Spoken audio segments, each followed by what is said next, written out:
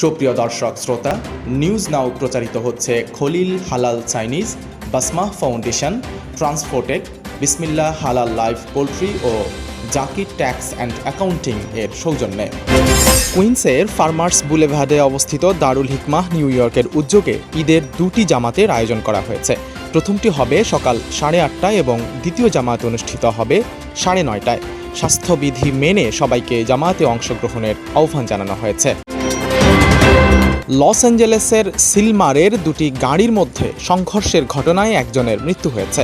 দুর্ঘটনায় আহত হয়েছেন আরও দুজন। গতকাল 9 মে রাত 9:30টার দিকে কুটহিল অ্যান্ড বিলভাউ বুলেভার্ডে এই সড়ক দুর্ঘটনা ঘটে বলে জানিয়েছেন কর্তৃপক্ষ।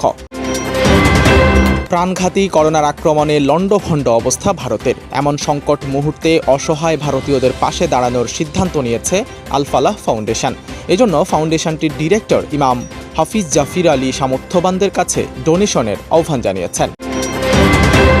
লস অ্যাঞ্জেলেস কাউন্টির বাসিন্দারা এখন থেকে অগ্রিম অ্যাপয়েন্টমেন্ট ছাড়াই করোনার টিকা গ্রহণ করতে পারবেন। মেয়র এরিক গার্সেটি গতকাল 9 মে এক বিবৃতিতে জানান, টিকাদান কর্মসূচির ব্যাপ্তি ঘটাতে এই সিদ্ধান্ত নেওয়া হয়েছে। পশ্চিম আফ্রিকার দেশ নাইজেরিয়ায় নাইজার প্রদেশে অতিরিক্ত যাত্রী বোঝাই একটি নৌকা ডুবে 30 জনের মৃত্যু হয়েছে। দেশটির জরুরি সেবা বিভাগের কর্মকর্তাদের বরাত দিয়ে আজ 10 মে এই তথ্য জানিয়েছে ফ্রান্স ভিত্তিক বার্তা সংস্থা AFP। বেফাকুল মাদারিসিন আরাবিয়া বাংলাদেশের 44তম কেন্দ্রীয় পরীক্ষার ফলাফল প্রকাশিত হয়েছে। পরীক্ষায় গড় পাশের হার 74.4%, তন্মধ্যে ছাত্র 82.10% এবং ছাত্রী 57.21%। আজ 10 মে বেলা 2টায় এই ফলাফল প্রকাশ করা হয়। পূর্ব জেরুজালেমের পবিত্র আল আকসা মসজিদের ভেতরে ফের সাঁড়াশি অভিযান চালিয়েছে দখলদার ইসরায়েলি বাহিনী। এতে কমপক্ষে 90 ফিলিস্তিনি আহত হয়েছেন বলে জানা গেছে। এর আগে উচ্ছেদ বন্ধ সহ বিভিন্ন দাবিতে মসজিদ কম্পাউন্ডে বিক্ষোভ করে ফিলিস্তিনিরা। করোনার ভারতীয় ভ্যারিয়েন্ট ঠেকাতে এবার বাংলাদেশ সহ দক্ষিণ এশিয়ার 3টি দেশ থেকে ভ্রমণে নিষেধাজ্ঞা দিয়েছে থাইল্যান্ড। অন্য দুটি দেশ হল পাকিস্তান ও নেপাল।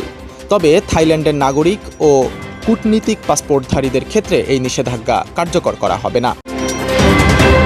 আফগান তালেবানরা পবিত্র ঈদ উল ফিতর উপলক্ষে দেশটিতে 3 দিনের যুদ্ধবিরতি ঘোষণা করেছে। আজ 10 মে এক বিবৃতিতে তারা এই ঘোষণা দেয়। বিবৃতিতে বলা হয়েছে, আসন্ন ঈদ উল ফিতরের প্রথম থেকে তৃতীয় দিন পর্যন্ত তাঁদের পক্ষ থেকে দেশের কোথাও কোনো ধরনের হামলা চালানো হবে না। আস্থা ভোটে পরাজয় বরণ করে ক্ষমতা ছাড়তে হচ্ছে নেপালের প্রধানমন্ত্রী KP শর্মা ওলির সরকারকে। আজ 10 মে পার্লামেন্টের নিম্নকক্ষে অনুষ্ঠিত এই ভোটে ওলি সরকারকে সমর্থন দিয়েছেন 93 জন সদস্য। অপরদিকে ক্ষমতাসীন এই সরকারের বিপক্ষে ভোট দিয়েছেন 124 জন পার্লামেন্ট মেম্বার।